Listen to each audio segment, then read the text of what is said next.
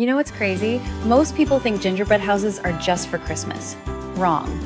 Welcome to LeeA, where I make America's most loved dishes and twist them just enough to make purists nervous. Today we're building a Halloween gingerbread house. Same spice cookies, same royal icing, but we're going full spooky mode. Now, if you've ever tried making a gingerbread house and had the walls collapse on you, I feel your pain.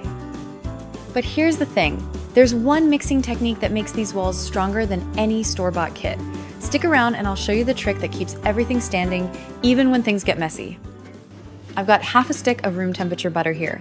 Into the stand mixer it goes, and I'm beating it until it's fluffy. Now I'm adding a 1/4 cup of molasses, the kind without sulfur. Mix until combined. Half a teaspoon kosher salt. 1/4 cup of white sugar goes in. Then 3/4 cup of dark brown sugar. Keep beating until it's smooth and the color lightens. Crack in 1 large egg and beat until it disappears. Now here's that tip I promised. Grab a sieve and place it right over the bowl. 1 teaspoon ground ginger, 1 teaspoon cinnamon through the sieve. We're sifting the dry ingredients directly into the wet mixture. This prevents clumps and keeps the dough tender. Then 3 cups of all-purpose flour, sifting about a cup at a time. Oh, almost forgot. 1/8 teaspoon ground cloves. Toss them in. Switch to a spatula. Mix gently just until the dry flour disappears. Now use your hands. Knead just until the dough comes together and pulls away from the bowl. This happens fast, maybe 30 seconds. The moment it forms a ball, stop. Don't overmix or you'll get tough cookies. All right, dough's done. Now we need to roll this out. Grab 2 silicone baking mats or 2 large sheets of parchment paper. Place the dough between them. This is the cleanest way to roll without adding extra flour, which can dry out the dough. Using a rolling pin, roll this out to about 1/2 centimeter to 1 centimeter thick. That's roughly 1/4 to 1/2 inch. Not thicker, or your walls will be too heavy. Not thinner, or they'll crack in the oven. We're putting this whole setup, mats and all, into the freezer.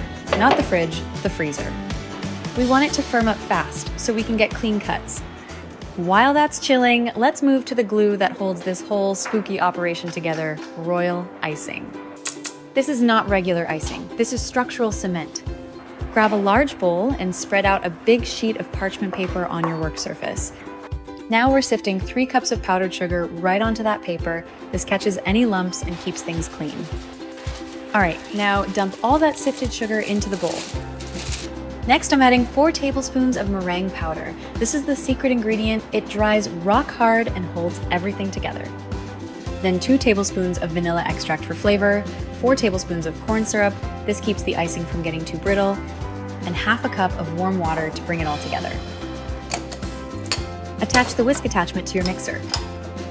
Start mixing on low so you don't create a sugar cloud in your kitchen. Once it's combined, turn the speed up and beat this until it reaches stiff peaks. You should be able to flip the bowl upside down and nothing moves. If it drips, add more powdered sugar, a tablespoon at a time. I'm gonna mix it 1 more time by hand with a spatula, just to check the texture. It should be thick, glossy, and hold its shape. This is what we see here. That's the consistency we're aiming for. Preheat your oven to 320 degrees Fahrenheit. Dough's firm, pull it out of the freezer. Now's the time to use your gingerbread house templates. You need walls, roof pieces, maybe a door, some windows, whatever your house design calls for. Press the cutters firmly into the cold dough and cut clean shapes. If you want to add texture, like making the walls look old and cracked, now's the time. Use a knife or a tool to score lines. Make it look weathered. Transfer these pieces onto a non-stick baking sheet.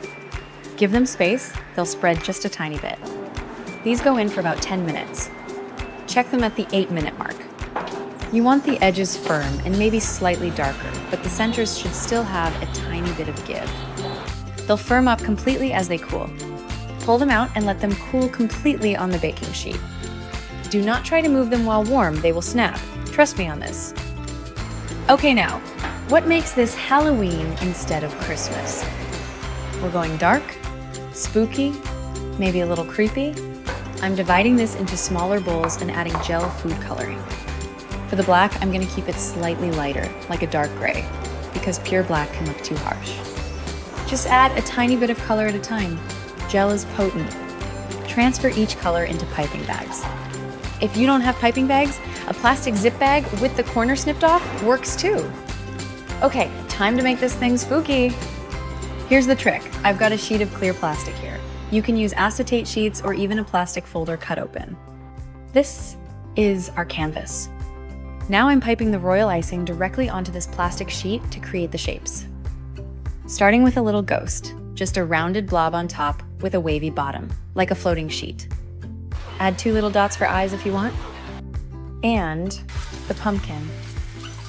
If you see any imperfections, any little air bubbles or uneven spots, grab a toothpick or a wooden skewer and gently spread the icing until it's even.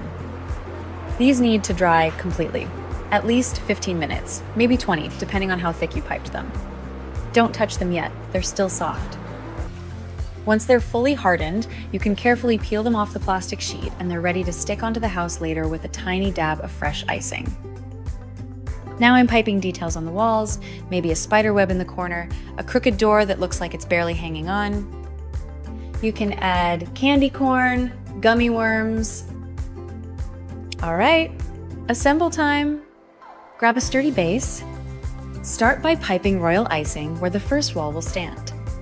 Use a thick bead, don't be shy. Press the wall piece into it firmly and hold for about 15 seconds. It should stand on its own. Now, the second wall. Pipe icing along the bottom and along the edge where it'll meet the first wall. Press, hold, wait. Patience is everything here. Keep going until all 4 walls are standing. I've got a string of small LED lights here.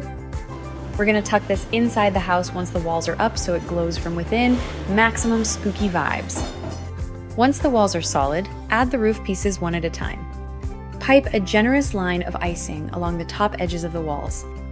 I'm going light on the decorations because I want that LED glow to shine through. Too much icing and you lose the haunted house effect. The best part? You can leave this out for days. It won't go bad. It might even get better as the spices develop. Or, when Halloween's over, you can smash it and eat the pieces. So there you have it, Halloween gingerbread house, proof that gingerbread isn't just for Christmas. If your house collapses, just tell people it's haunted. If it's perfect, you're probably doing it wrong. Drop a comment and tell me what state I should hit next. Happy haunting!